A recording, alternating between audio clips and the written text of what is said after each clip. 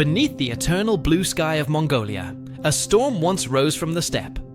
A child born without a crown. A man forged in blood and betrayal.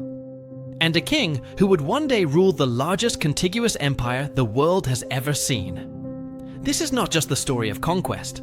This is the story of Genghis Khan. And even today, almost 800 years after his death, no one knows where he lies buried. Part 1. The birth of Temujin, c. 1162. He was not born in a palace. There were no drums, no feasts, just the sound of wolves howling across the plains. Temujin was born around 1162 near the Onon River in the Mongolian grasslands. His father, Yesugei, was a tribal chief, but it brought no security. When Temujin was just 9 years old, his father was poisoned by enemies. His family was cast out, left to starve in the wild. Temujin, his mother Hoelun, and his younger siblings survived by digging roots from the earth and catching fish with bare hands. He grew up knowing hunger, betrayal, and pain. But inside the young boy burned a fire. He vowed, one day he would unite the Mongol tribes. Historical source: The Secret History of the Mongols, the oldest surviving Mongolian literary work, offers raw, first-hand insights into Temujin's struggles and early life. Part 2. The Rise of Genghis Khan, 1206. Years passed. Temujin endured exile, slavery, and war. But he also built alliances, fought rival warlords, and won the loyalty of fierce warriors. In 1206, after years of bloodshed and brilliant strategy, the Mongol tribes gathered and proclaimed him Chinggis Khan, universal ruler. This was not just a coronation, it was the birth of an empire. Under his leadership, the Mongols became more than nomads. They became a force of nature, an unstoppable tide that would wash across Asia and Europe. Academic reference: Cambridge History of Inner Asia confirms this as the foundational moment of the Mongol Empire. Part 3. The empire that shook the world. Between 1206 and 1227, Genghis Khan built the largest land empire in history, stretching from the Sea of Japan to the Caspian Sea. He crushed the Khwarezmian Empire, burned Samarkand, captured Beijing, and sent shockwaves through Persia, Russia, and even parts of India. Yet he was not just a brutal warlord. He created a code of law called Yasa, banned the kidnapping of women, punished theft, and supported religious freedom. He encouraged trade along the Silk Road, introduced a passport system, and built an international postal network. He treated scholars and artisans with respect, and despite never learning to read or write himself, he valued knowledge deeply.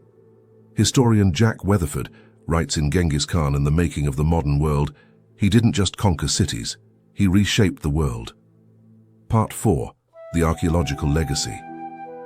Archaeological digs in Mongolia, particularly in Karakorum, the ancient Mongol capital, have uncovered coins, roads, and fragments of Buddhist stupas, Islamic mosques, and Christian churches.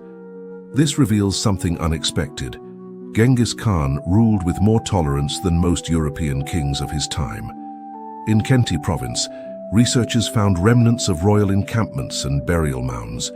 But his true grave, the one that holds his bones, sword, and possibly untold treasure, remains lost.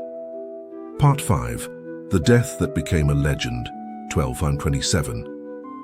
In 1227, during a campaign against the Western Xia dynasty in China, Genghis Khan suddenly died. But how? Some say he fell from his horse and succumbed to internal injuries. Others believe he was wounded in battle. Another tale, more dramatic, says a captured princess hid a dagger and mortally wounded him. But the biggest mystery isn't how he died. It's what happened next. According to legend, his body was secretly returned to Mongolia. His funeral escort killed everyone they met along the way to preserve the secrecy of his burial site. Even the soldiers who buried him were executed. And to this day, no one knows where Genghis Khan is buried. Numerous expeditions, satellites, and LiDAR scans have failed to find the tomb. It remains, quite literally, history's greatest lost grave. Scientific source: modern archaeological teams like the Valley of the Khans project National Geographic, have mapped over 600 possible sites, but no definitive discovery has been made. Part 6. Was he the greatest king of all time? Consider this. At his death, Genghis Khan ruled over 12 million square kilometers. He never lost a major battle. His empire birthed Kublai Khan, who would go on to found China's Yuan dynasty. His strategies are still taught in military academies, but perhaps most astonishing of all, in a 2003 genetic study, it was found that 1 in 200 men alive today carry his Y chromosome. That's roughly 16 million direct male line descendants. Not just a king, not just a conqueror, a phenomenon. Part 7. The man behind the myth. Beyond the steel and storm. He was a father, a husband, and a man with deep scars. He loved his wife Berta fiercely. He named his sons not after gods, but after the people he trusted. He wept when his horse died. He fasted before battles, and in his later years he sought peace, trying to build roads, forge alliances, and prepare for the future. His final wish, that his tomb remain hidden forever.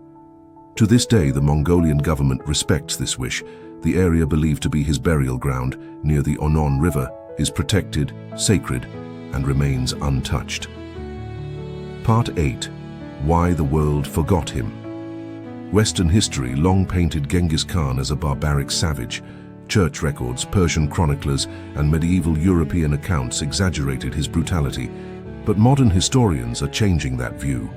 They see him as a visionary leader who helped create the modern age. The internet, global trade, and even passport systems all echo innovations from his rule. Conclusion: the king without a grave. Today, children in Mongolia grow up hearing his name with pride. Yet, in most school books around the world, he remains a shadow, a villain, not a visionary. Why? Perhaps because the world isn't ready to admire someone who conquered it so completely. But one thing is certain: Genghis Khan may have no known tomb, but his legacy is buried in every border, every army, every network that connects this world. He was born into nothing and became everything. He ruled empires, but asked only for his grave to be left in peace. And so the wind still whispers his name, across the grassland where a forgotten king still sleeps, unknown, untouched, undying. This story moved you. Like this video. Tell us in the comments, do you think Genghis Khan deserves more respect in modern history? And don't forget to subscribe to Historian Idiot, where history isn't boring, it's personal.